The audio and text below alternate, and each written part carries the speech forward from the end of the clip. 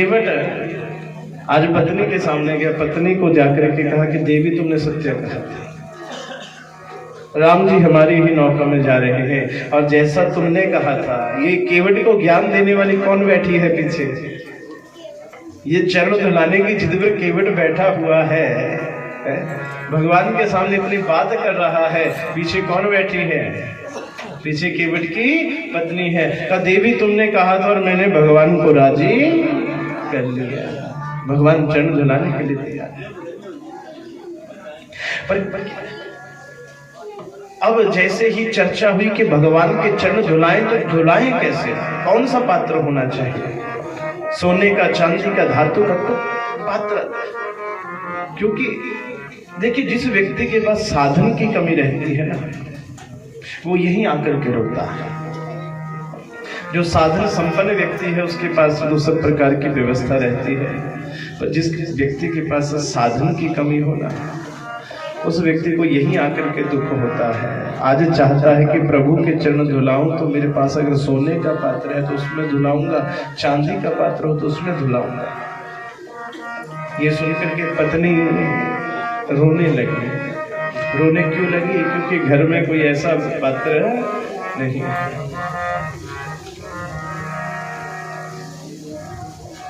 कोई सामने के घर से तांबे का पात्र ले आया, का तांबा भी शुद्ध होता है और तांबे में भगवान के चरण प्रक्षालन करेंगे। केवट ने इनकार कर दिया, कह रहे धातु के साथ भगवान का नहीं।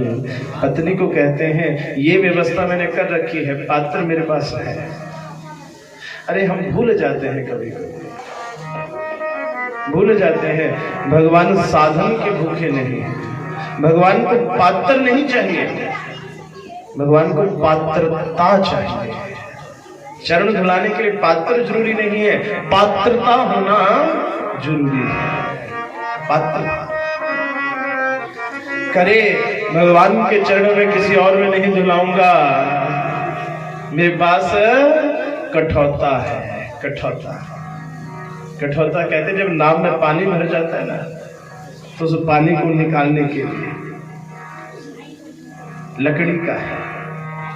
और पत्नी को समझाने लगे इसमें जब भगवान के चरण धुलाएंगे तो बड़ा लाभ होगा। क्यों? का पहला लाभ ये होगा, लकड़ी पानी को चूसती है, तांबा चूसता है। लकड़ी इस पानी को, भगवान के चरणामृत जो होगा उसको चूसे, और बाद में उस कठौते को हम उसी में बैठ करके दोनों पति पत्नी रोटी बनाया करेंगे, भजन गाया करेंगे। क्योंकि हमारे भोजन में जब राम रस मिल जाएगा, तो उस राम रस के आगे तो सारे रस फीके। भगत जो है वो राम रस कहते हैं। जो नमक होता है ना, नमक को क्या कहते हैं? राम रस। महात्माओं के साथ बैठोगे तो नमक को क्या बोलते हैं? राम रस। क्या बोलते हैं? राम रस। और जहां राम रस होता है बाकी सारे रस फीके हो जाते हैं। आप विचार करो, बढ़िया मटर पनीर बनाओ, बढ़िया सब्जी बनाओ, बढ़िया दाल खीर, जो बनाना है बनाओ। अब जब कटोरी कटोरी बन जाए तब उनमें क्या करो, एक एक मुट्ठी भर राम रस डाल दो। कोई और रस रहेगा शेष? कोई रस रहेगा शेष? सिर्फ एक ही रस रहेगा। कौन सा? राम रस।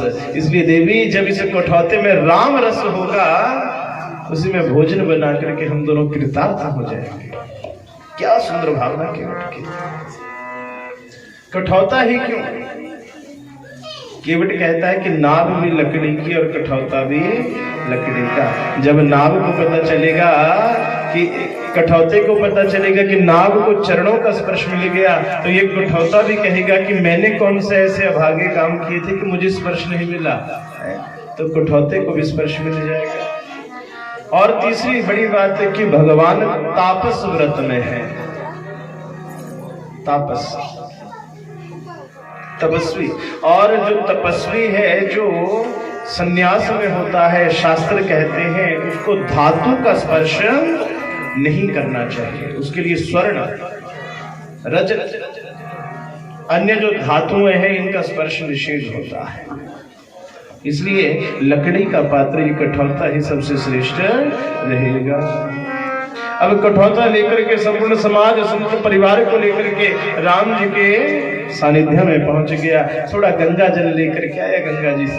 बोली गंगा मैया की जय। आज गंगा जी भी अपने आप को धन्यवाद देखे। क्यों? जिन चरणों से निकली सुरसरी, ये गंगा जी कहां से प्रकट हुई है? ये भगवान के चरण कमलों से ही निकली है और आज भगवान के चरण कमलों के प्रक्षालन के लिए जा रही है। कठौते में गंगा जल लिया और अब केवट भगवान के चरण धुलाने लगा। और चरण कैसे धुलाए? कठौते को भूमि के ऊपर नहीं रखा, कठौते को महाराज एक हाथ में पकड़ लिया, कठौते को हाथों में पकड़ा और भगवान को कहा प्रभु चरण डालिए।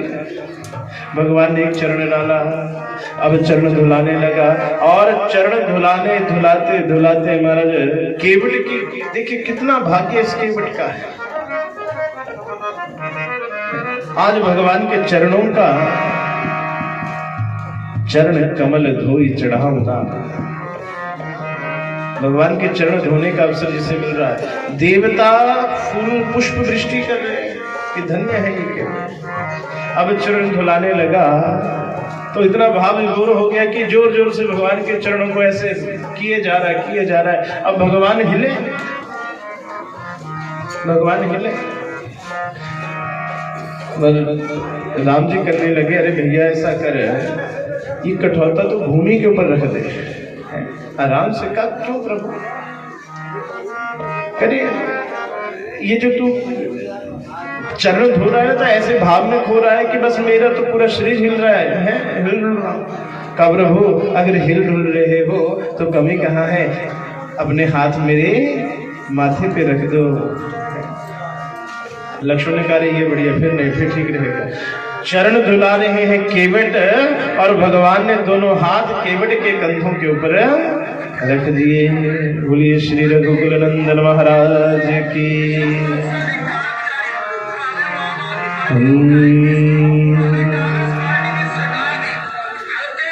बोलिए श्री रामचंद्र भगवान की जय। रघुपति राघव राजा राम पतित पावन सीताराम। रघुपति राघव राजा राम पतित पावन सीताराम।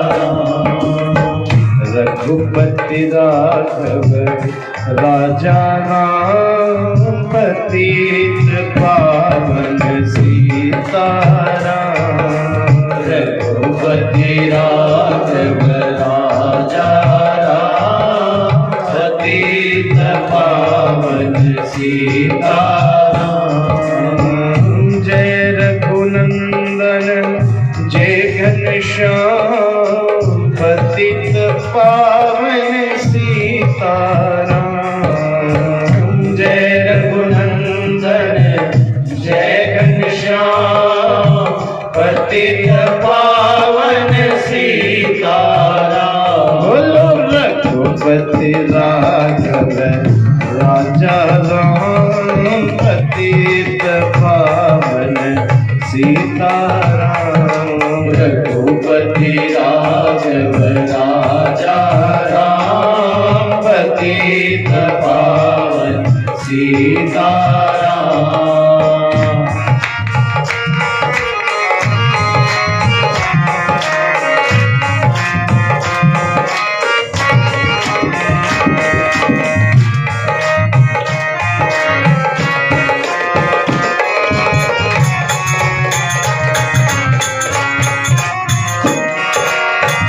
नारद की वीणा से निकला पतित पावन सीताराम।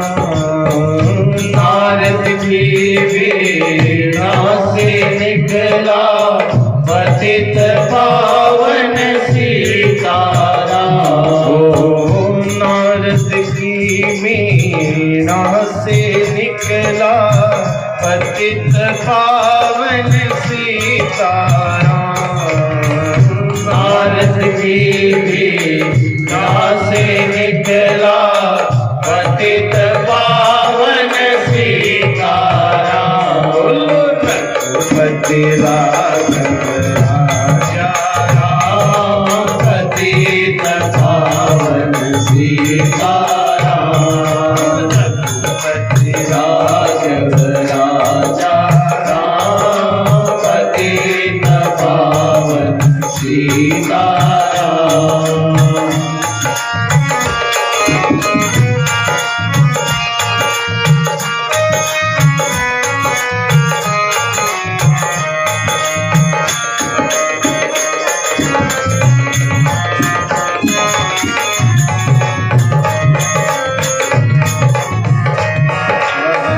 शंकर के डमरू से निकला रघुपति राघव राजा राम।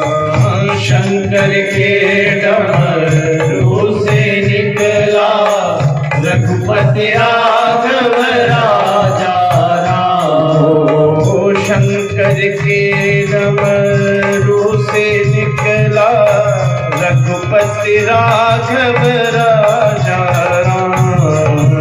शंकर के डमरू से निकला रघुपति राघव राजा राम।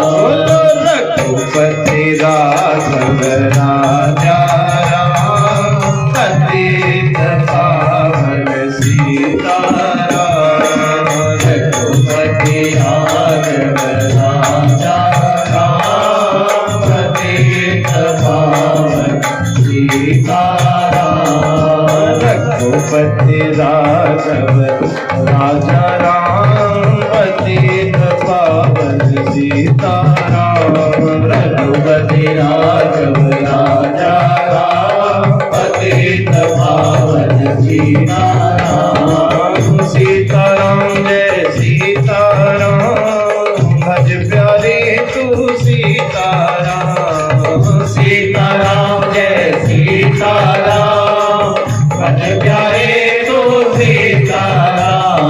रघुपति राघव राजा राम पतित पावन सीताराम। रघुपति राघव राजा राम पतित पावन सीताराम।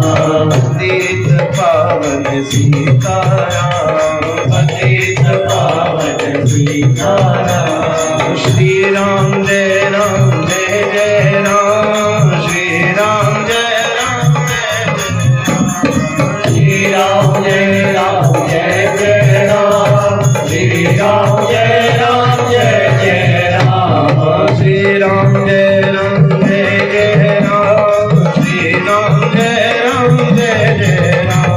श्री राम जय जय राम। श्री राम जय जय राम। श्री राम जय जय राम। श्री राम जय जय राम। श्री राम जय जय राम। श्री राम जय जय राम। श्री राम जय जय राम। श्री राम जय जय राम। श्री राम जय जय राम। भगवान की जय। चरण धुलाने लगे। लक्ष्मण जी ने कहा प्रभु ये केवट अच्छा कह रहे, हाथ रख लीजिए सहारा है। दोनों चरण धुलाए और दोनों चरण धुलाते धुलाते महाराज भगवान लक्ष्मण की तरफ देख रहे और लक्ष्मण जी ने भगवान की तरफ देखा तो लक्ष्मण जी के चेहरे पर भी एक मुस्कुराहट। और ये मुस्कुराहट क्यों?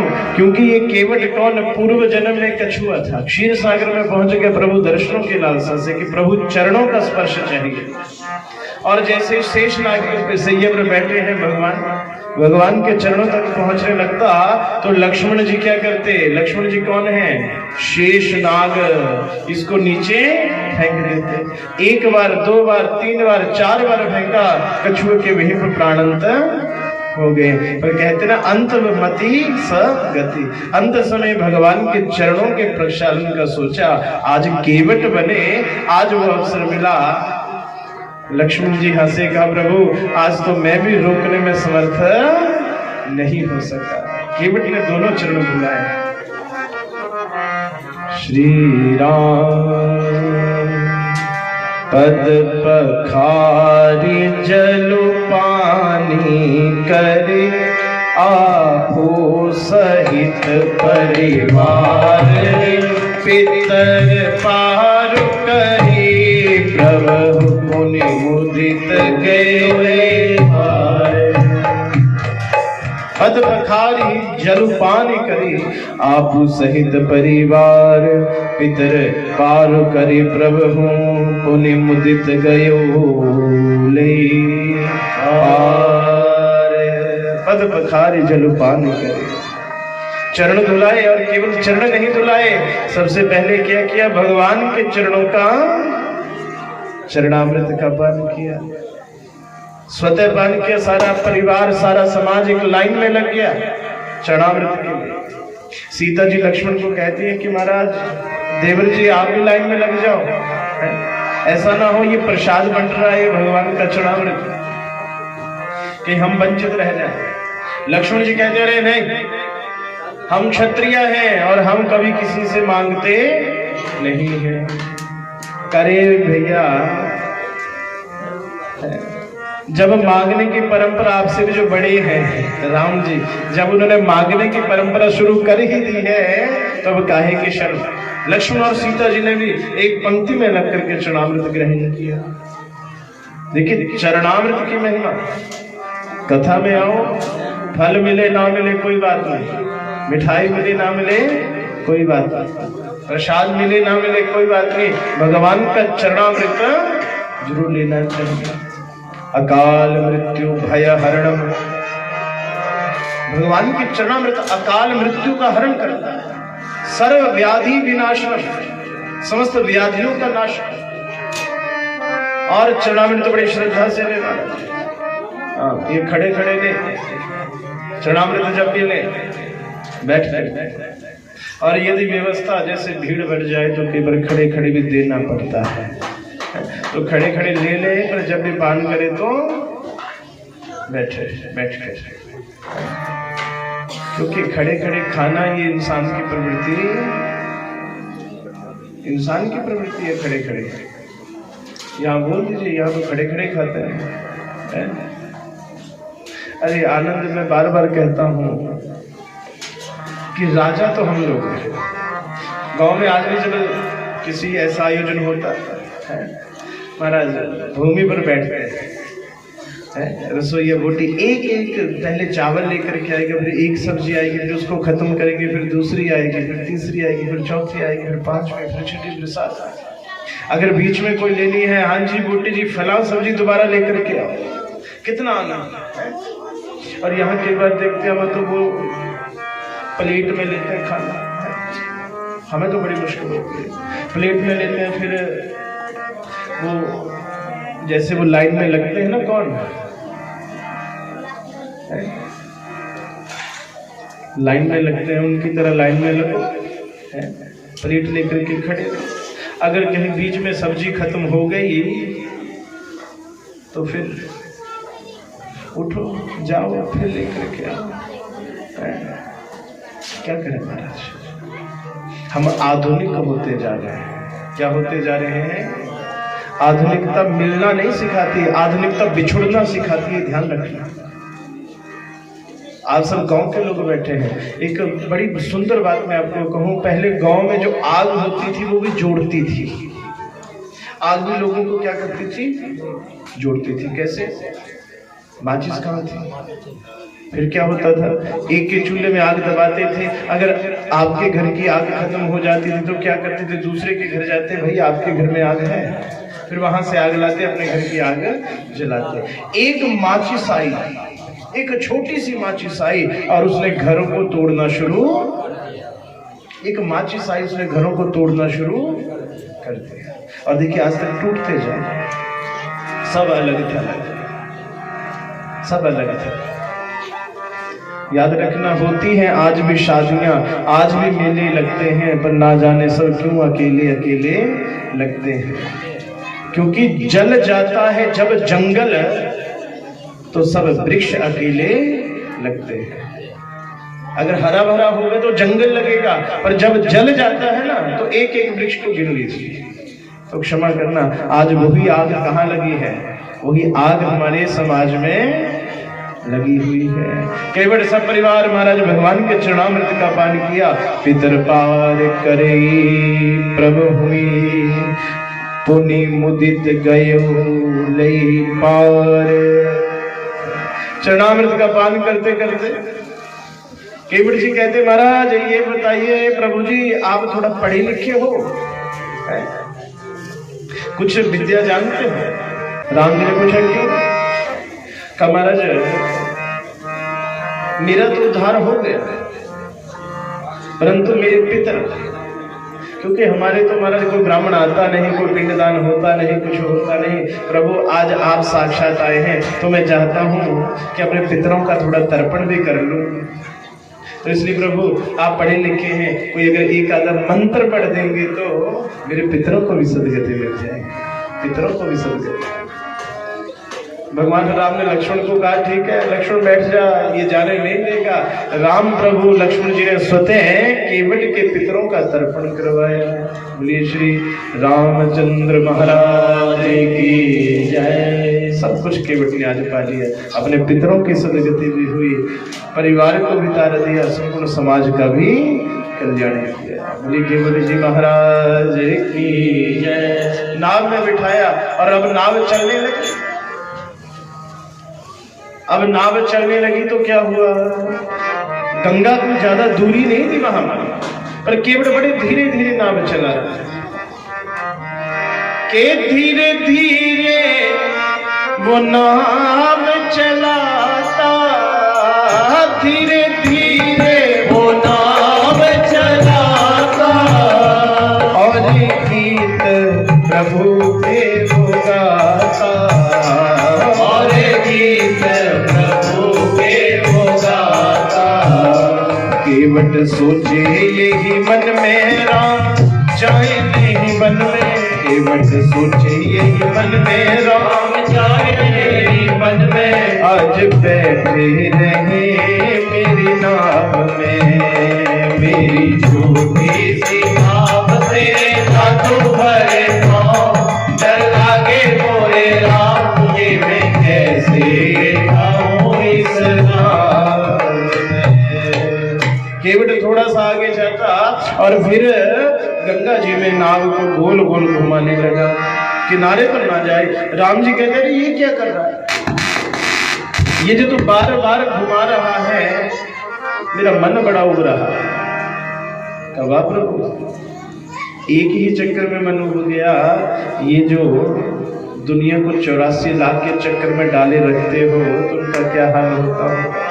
भगवान ने बात बदली, अरे ऐसी कोई बात नहीं, वो थोड़ा चक्कर आ रहा है। कहा प्रभु अगर चक्कर आ रहा है तो अब ऐसा करो ना, मेरे हाथ पकड़ लो। अपने हाथों से सहारा दिया राम जी को। तुलसीदास बाबा बड़ी प्रशंसा करते हैं कि देखो कैसा भक्त जो जिनके सहारे के लिए दुनिया तरसती है, आज वो भगवान को सहारा देने वाला बन गया। केवट कहता है प्रभु एक बात बताइए, वन कितने वर्ष के लिए जा रहे हैं? 14 वर्ष के लिए। कहा प्रभु आपका कार्यक्रम निर्धारित है क्या? क्या मतलब? कहा प्रभु ये आपने कोई निर्धारण किया है कि कहाँ कितना दिन रहेंगे, कहाँ कितना दिन, कहाँ कितना दिन? अरे नहीं केवट ऐसी तो कोई हमारी चर्चा है। तो कहा प्रभु एक बात है। क्या? कहा प्रभु अगर 5-7 दिन इस गरीब की नौका में ही बिता लोगे फिर आपका क्या जाएगा? कुछ दिन यही बिता। ऐसी सुंदर भावना केवट की। महाराज राम जी ने कहा नाथ आज मैं कह न पावा, मिटे दोष दारित दावा। गंगा जी के पैर उतारा। पहले माँ जगत जननी सीता जी उतरी, लक्ष्मण जी उतरे, राम जी उतरे, गुहराज निषाद उतरे। अंत में केवट ने सबकी प्रदक्षिणा की, सबकी वंदना की, कहा प्रभु आज मेरे दुख दारिद्र्य सब खत्म हो, सब खत्म। भगवान राम उतराई देना चाहते हैं पर हाथ में कुछ नहीं, तो सीता मैया ने अपनी अंगूठी उतार के दे दी, कहा प्रभु आप यही उतराई प्रदान करें। जैसे उतराई देने लगे तो अब केवट कहने लगा, कहा प्रभु उतराई नहीं लूंगा। कहा क्यों? कहा प्रभु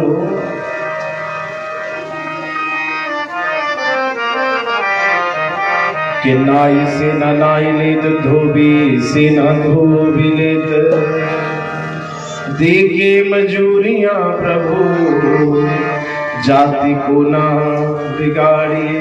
प्रभु एक जाति वाले आपस में लेन देन नहीं करते, और आपकी और मेरी तो एक ही जाति। अब तो लक्ष्मण जी कहने एक जाति कैसे हैं?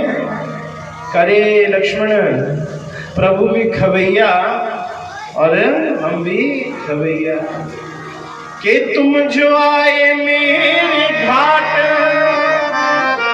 मैंने तो उतार दी है। अरे प्रभु मैं जो आऊं तोरे घाट तुम मोहे उतारियो। प्रभु जब आप मेरे घाट पे आए मैंने पार कर दिया, जब आपके घाट पे मैं आऊं आप मुझे पार कर देना। का केवट उतराई तो लेनी पड़ेगी। केवट जब नहीं माने तो केवट ने कहा प्रभु उतराई लूंगा, जरूर लूंगा। कब लूंगा? फिरती बार वही मुदेवा, सो प्रसाद में सिर धरी लेवा। फिरती बार मोही जो देवा, सो प्रसाद में सिर धरी लेवा। कब प्रभु उतराई दूंगा? प्रभु की बात नहीं, जब वापसी आओगे तो उतराई दे करके जाना। वापसी में भी तो आपको गंगा पार जाना पड़ेगा, उस समय आपकी उतराई भी ले लूंगा। भगवान बड़े आशीर्वाद दिए केवट को, बड़े आशीर्वाद दिए, और केवट वहीं पर प्रदक्षिणा लेकर के वापिस आए, नाव को बांध दिए, किनारे रख दिए। पत्नी के साथ अब वहीं दोनों पति पत्नी बैठे हैं। केवट पत्नी को कहता है आज के बाद इस नाव में दोबारा कोई सवारी नहीं बिठाऊंगा। इस नाव को मैं नाव के रूप में नहीं, प्रसाद के रूप में नित्य इसकी पूजा करें। दोनों पति पत्नी नित्य वहीं पर बैठ करके नाव की पूजा करते, कठौते में भोजन बनाते और बड़े भाव से पाते, और इसी भाव के चलते केवट ने राम भक्ति के द्वारा अपने जीवन का उद्धार कर दिया। बोलिए श्री केवट जी महाराज की।